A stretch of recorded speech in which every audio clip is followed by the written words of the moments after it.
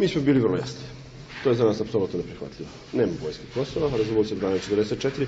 Znate, kao i svaki međunarodni dokument, i rezolucija 1244 može prilično široko da se tumači, osim kada je u pitanju vojska.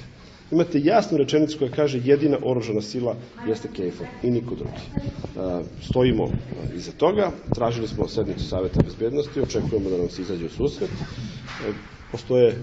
Nažalost, postoje i drugi problemi na kugli zemaljskoj od situacije u Ukrajini pa nadalje. Međunarodna zajednica smatra da je ovo ili ono preče, ali vrlo smo jasni. Nema vojske i to da podvučemo da niko ne postavlja to pitanje po drugi put.